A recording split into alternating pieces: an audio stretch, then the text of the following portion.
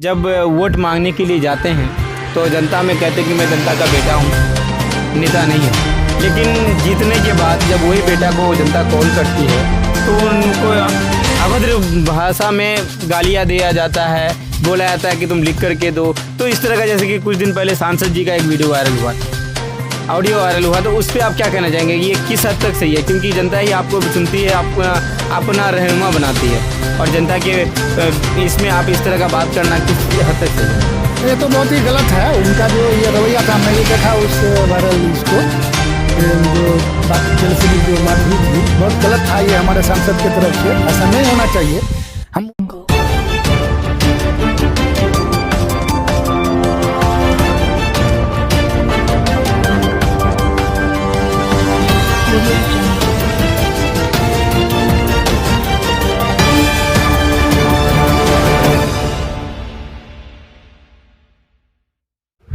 अस्सलाम वालेकुम, नमस्कार, आदाब। मैं आपका दोस्त रियाज राही और आप लोग देख रहे हैं आपका अपना चैनल अपना गांव। दोस्तों, अपना गांव में चुनावी हलचल को लेकर तीखे सवालात आपके प्रत्याशियों के पास किया जाता है, जो कि आप ही के द्वारा दिया जाता है। आज हमारे साथ हैं हमारे ख़ास मेहमान अंजार नईमी साहब, एक्स चेयरमैन रह चुके हैं नगर के और अभी जदयू में कार्यकाली में काम कर रहे हैं। और सर, इस बार विधानसभा बहादुरगंज में प्रत्याशी भी हैं और दावेदारी पेश किए हैं। बाकी चेयरमैन भी रह चुके हैं। और सर, आप हमें हमारे व्यूवर्स को ये बताइए कि आप जो इलेक्शन लड़ना चाहते हैं, आखिर क्यों लड़ना चाहते हैं? आपके व्यूअर्स को आदाब, नमस्कार, सलाम। बहुत बहुत शुक्रिया कि आपने इस लायक समझा और आपका चैनल दिन दूनी रात चौगुनी तरक्की करे। शुक्रिया। इलेक्शन मेरा मकसद समाज सेवा से हम लोग बहुत पहले से जुड़े हुए हैं और मेरे पूर्वज भी समाज सेवा से जुड़े हुए थे। तो वही एक ये 2010 में भी मैं इलेक्शन लड़ा था राजद से। तो उस वक्त मेरा वो स्टार्टिंग ये था, तो अच्छे ढंग से हम लोग अपने आप को ऑर्गेनाइज नहीं कर पाए। तो इस बार मेरा लोगों का प्रेशर है कि नहीं, आप इस बार इलेक्शन लड़ें, क्योंकि हमारे जो मौजूदा विधायक आज 4 टर्म से आज हमारे क्षेत्र में की रहनुमाई करते हैं। तो लेकिन हमारा इलाका उस हिसाब से डेवलप नहीं हुआ। तो मेरा इरादा है कि भाई कुछ किया जाए इलाके के लिए, तो इसलिए दावेदारी है मेरा। सर, सबसे बड़ा सवाल तो ये है कि जब आप पहले इलेक्शन लड़े थे 2010 में, उस समय आरजेडी से लड़े थे, लेकिन आज आप उसके विपक्ष पार्टी, जो कि अभी सत्ता पक्ष में जो आपके जदयू है, उसके जो सरकार है वो अभी भाजपा के साथ गठबंधन है। ऐसे में आप आरजेडी में पहले थे और अचानक जदयू में आकर के इलेक्शन लड़ना चाहते हैं, ऐसा क्यों? आखिर आरजेडी में क्या कमी मिली आपको? मैं 2 साल पहले ही जदयू ज्वाइन किया था। पहले राजद में था, 2 साल पहले जदयू में ज्वाइन किया हूँ। अचानक नहीं आया हूँ, ऐसा नहीं है। चूँकि एक मैं नीतीश कुमार जी, हमारे माननीय मुख्यमंत्री जी, बहुत अच्छे नेता हैं और मैं समझता हूँ कि आज़ादी के बाद से कोई अच्छा अगर मुख्यमंत्री बिहार को मिला है तो नीतीश कुमार जी ही हैं, जो एक बहुत कामयाब मुख्यमंत्री कहिए इनको। इनका व्यक्तित्व के बारे में आप जितनी बखान कीजिए उतना कम है। तो मैं आपको क्या बताऊं, बस वही ये है कि मैं नीतीश जी को अपना ये मानता हूं, आइडियल मानता हूं। लेकिन सर, सवाल बनता ये है कि नीतीश जी बहुत अच्छे मुख्यमंत्री हैं और अच्छे नेता भी हैं, लेकिन जब बात आई एनआरसी पे, क्योंकि एनआरसी में आप भी बहुत सारे सभा में गए थे, एनआरसी में बात आई तो उन्होंने सत्ता पक्ष भाजपा को अपना वोट दे करके उन बिल को पास करने का काम किया। ऐसे में कहीं ना कहीं वो मुसलमानों के खिलाफ एक गंदी राजनीति करने का सोचा था। तो उस पर आपका क्या रिएक्शन, आप क्या कहना चाहेंगे? नहीं, उसमें कुछ अब पार्टी की कहाँ त्रुटि हुई है तो मैं नहीं कह सकता, ये हाईकमान की बात है। लेकिन उसी का वो ये करने के लिए वो बोल दिए हैं कि जब तक मैं अगर बिहार में मुख्यमंत्री हूँ तब तक एनआरसी लागू नहीं होगा। और अगर वो एनपीआर जो बनना था, तो एनपीआर के बारे में वो बताया कि 2010 के तरह ही अगर होगा तो यहाँ लागू होगा, अन्यथा नहीं होगा। वो असेंबली से इसको पास भी करके केंद्र को भेज दिए हैं। सर एमआईएम के कुछ लोग हैं जो कि मजलिस के लोग हैं, उन लोगों का कहना है कि जब तक मुख्यमंत्री का कहना है कि जब तक मैं मुख्यमंत्री हूं तब तक नहीं आएगा, लेकिन ज़रूरी नहीं कि मुख्यमंत्री वही रहेंगे। हो सकता है आने वाले दिनों में भाजपा जदयू गठबंधन में अगर सरकार बनाती है और सरकार उस समय अगर सुशील मोदी बनते हैं, क्योंकि सुशील मोदी का ज़्यादा चलता है, एमआईएम वाले का कहना है कि सुशील मोदी का ज़्यादा चलता है, और उस समय सुशील मोदी अगर सत्ता में आकर के अगर एनआरसी को फिर चालू करने का काम किया तब। ऐसा नहीं है, अगर ये होगा तो मुख्यमंत्री नीतीश कुमार जी ही बनेंगे। मतलब और नीतीश कुमार जी ऐसी राजनीति कभी, दवाओं की राजनीति कभी नहीं किए हैं अब तक जो देखा गया है उनके मुख्यमंत्रित्व काल में, वो दवाओं की राजनीति नहीं की है। गठबंधन की ही सरकार चला है लेकिन दवाओं की राजनीति नहीं की है आज तक वो। और जो बेहतर अवाम के लिए जो बेहतर होता है वही उनका निर्णय होता है, और वो सारे लोग मानते भी हैं। ऐसा नहीं है कि सुशील मोदी जी क्या ज़्यादा ये है दबाव है या ऐसा है, ऐसा नहीं है। सर विधानसभा प्रत्याशी हैं आप, और तो क्या आप जदयू से ही चुनाव लड़ेंगे? इरादा तो है, पार्टी अगर टिकट देगी तो मैं लड़ूंगा जदयू से। और पार्टी अगर टिकट नहीं दे तो क्या आप उसके अगेंस्ट खड़ा होंगे? क्योंकि एक आपका भी एक अपना अलग पहचान है पार्टी के अलावा भी। वो वक्त आएगा तो देखा जाएगा, लेकिन अभी मैं जदयू में हूँ। जी सर, सवाल ये बनता है कि मौजूदा विधायक जो है 16 साल से, तो उनमें क्या त्रुटि है, उनमें क्या कमियां हैं जिसकी वजह से अब यहाँ पे बहुत सारे चेहरे बन रहे हैं, जिसमें से आप भी हैं, पहले भी आए थे और उनके अगेंस्ट में इलेक्शन लड़े थे, वो जीत गए, फिर इस बार आप आए हैं, तो उनके अंदर में क्या त्रुटियाँ हैं? त्रुटि तो आपको इलाका घूमने से ही पता चल जाएगा कि इलाके में आज वो 4 टर्म से विधायक हैं, लेकिन इलाके का जो बदहाली देखिएगा। मैं कल गया था उधर, आपका महेश बतना वार्ड नंबर 4 का जो स्थिति है, तो आप इलाके का जैसे वो आपका सातमेरी है, बोचागाड़ी है, यानी कोई भी ऐसा रोड नहीं है जहाँ कम्युनिकेशन का, मतलब जो हम लोग कह रहे हैं कि रोड कम्युनिकेशन के मामले में सबसे अगर गया गुजरा है तो बहादुरगंज विधानसभा है। तो आप देखिएगा कि लगता है कि आज 72 साल 73 साल आज़ाद होने का हो गया देश, लेकिन आज़ादी मिली ही नहीं है। देश ऐसी, मतलब हम लोग ऐसी स्थिति में जी रहे हैं। तो इसलिए आप उसके इलाके का बदहाली बता रहा है कि हमारे नुमाइंदा ने क्या किया है, नहीं किया है, तो इसलिए मैं उनके बारे में ज़्यादा क्या बोलूँ, आप लोग खुद इलाका घूम के पता कर सकते हैं। लेकिन सर मौजूदा विधायक जी कह रहे हैं कि मैं जितना काम किया हूँ इतना पूरे किशनगंज में कोई भी विधानसभा में नहीं हुआ, और आप कह रहे हैं कि काम नहीं हुआ है। बोलने के लिए तो वो कुछ भी बोल सकते हैं, लेकिन इलाके का काम तो बोलेगा ना भाई, काम भी बताएगा आपको। आप लोग जब घूमते हैं तो खुद ही पता चलेगा कि इलाके में क्या काम हुआ है, नहीं हुआ है, इलाके की क्या पसमानदगी है, वो तो वह इलाका घूमने से ही पता चल जाएगा आपको। सर हमारे चैनल के द्वारा उनसे जो इंटरव्यू ली गई तो उनको बोले कि आप कितने इंस्टीट्यूट दिए, कितने यहाँ पे स्कूल दिए, तो उन्होंने कहा कि अभी सरकार हमारी विपक्षी की है और हमको काम नहीं मिल पा रहा है, इसलिए मैं नहीं कर पा रहा हूँ। तो कहीं ना कहीं सत्ता पक्ष में जो बैठे हैं वो उनको काम नहीं दे रहा है, ऐसा उनका कहना है। ये किस हद तक सही है?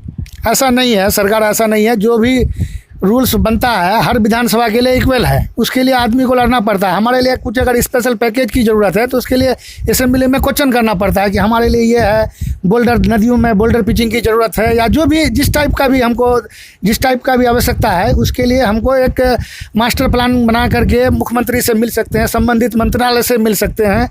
लेकिन ऐसा हमारे विधायक जी ने कभी नहीं किए। वो बस वोट ले करके हमेशा कुंभकर्ण की नींद सो जाते हैं, जिसकी वजह से हमारा इलाका आज इतना पिछड़ा है।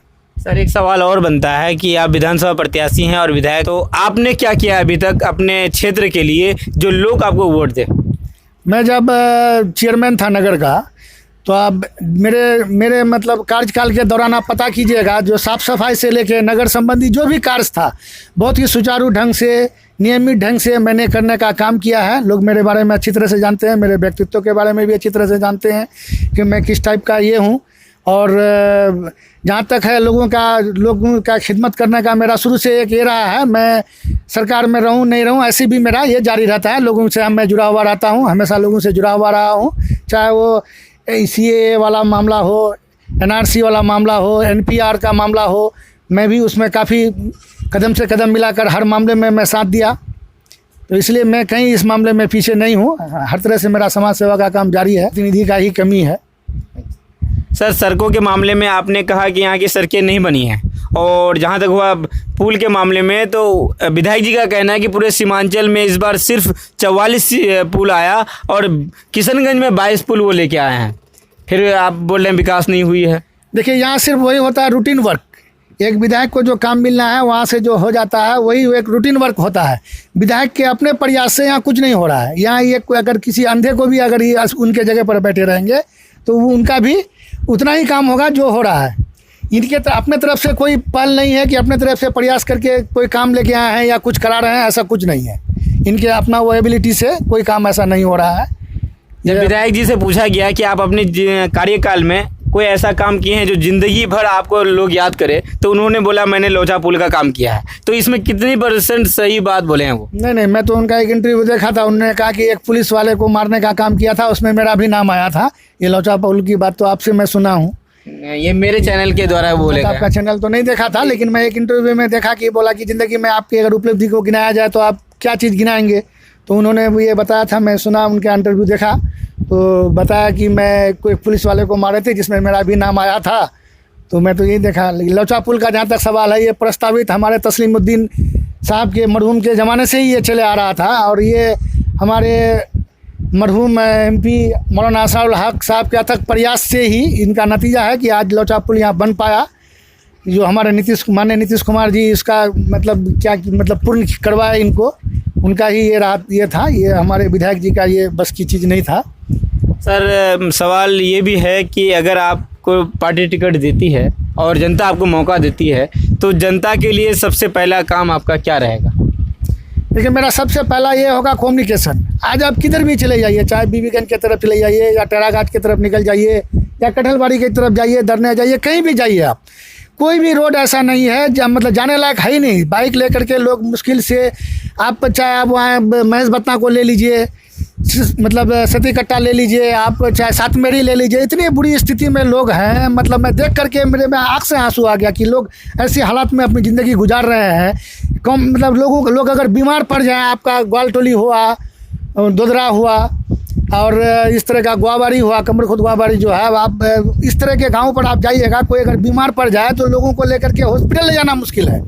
ऐसी स्थिति में लोग जी रहे हैं। सबसे पहला काम मेरा होगा कम्युनिकेशन, दूसरा होगा एजुकेशन और तीसरा होगा हेल्थ, जो बहुत ही इंपॉर्टेंट चीज़ है। इस 3 चीज़ पर मेरा फोकस होगा। एक रेफरल हॉस्पिटल हमारे यहाँ बहुत ही सख्त ज़रूरत है इसका, जो यहाँ होनी चाहिए, लेकिन आज तक इसके लिए हमारे नेताओं द्वारा प्रयास नहीं हो पाया।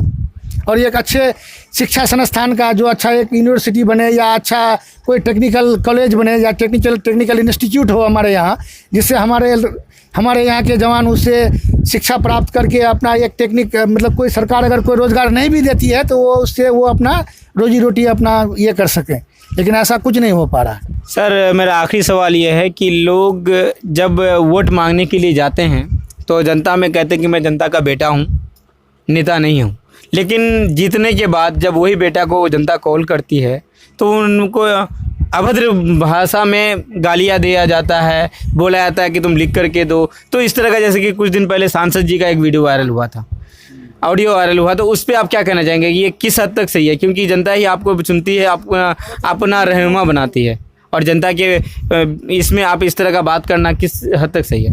ये तो बहुत ही गलत है उनका जो ये रवैया था। मैं भी देखा उस वायरल इसको, जो बात टेलीफोनिक जो बात हुई थी, बहुत गलत था ये हमारे सांसद के तरफ से। ऐसा नहीं होना चाहिए। हम उनकी वोट को लेकर के सांसद बने हैं और उनके साथ इस तरह का अभद्र भाषा का प्रयोग करते हैं, तो ये तो बहुत ही अशोभनीय है उनके लिए भी। उनको चाहिए कि इस तरह का भाषा का प्रयोग नहीं करें। ठीक है, आप उस मामले को देखना चाहिए उनको। और ऐसे मैं गया भी था वहाँ, देखा उन लोग सही माने में बहुत बुरी स्थिति में है। तो ऐसी स्थिति में हमारे रहनुमा लोग जा कर के उनके अगर इसमें खड़े नहीं होते हैं, दुख दर्द में अगर खड़े नहीं होते हैं तो फिर इस तरह का भाषा और ये करते हैं तो लोगों को और तकलीफ होती है कि हम लोग अपने वोट से जिता करके बेचते हैं और इस तरह का इन लोगों का रवैया रहता है, तो लोगों को एक राजनीतिक जो रहनुमा है ऐसे लोगों से विश्वास उठ जाता है। इसलिए लोग पिछले बार ऐसी जगह महेश बत्ता से लोग वोट का बहिष्कार भी किए थे। तो बहिष्कार तो नहीं करना चाहिए, लोगों को ऐसे रहनुमा चुने जो बेहतर साबित हो। ये लोगों की गलती है कि लोग ऐसे रहनुमा चुन लेते हैं। हमको अपना अधिकार है ये चुनने का, तो इस चीज़ में हम उसका सही इस्तेमाल करें, सही फ़ायदा लें और सही रहनुमा चुनें। ये नहीं कहता हूँ कि आप मुझे ही चुने या फला को चुने, आप जिसको भी चुने सही रहनुमा चुने, इंशाल्लाह इलाके के लिए बेहतर होगा। बहुत बहुत शुक्रिया सर। तो ये थे हमारे अंजार नईमी साहब, बहादुरगंज विधानसभा से विधायक के प्रत्याशी हैं। दोस्तों, मैं कहना चाहूँगा कि अगर हमारे चैनल को सब्सक्राइब नहीं किया सब्सक्राइब करें, वीडियो को ज़्यादा से ज़्यादा शेयर करें, ताकि सर की बात हर वो आदमी के पास जाए जो आज एक अच्छा नेता चुनना चाहते हैं। बस इसी के साथ मैं अपनी वाणी को ख़त्म करता हूँ। मैं साथी आशिक इलाही के साथ मैं आपका दोस्त रियाज राही, आपका अपना चैनल अपना गाँव से।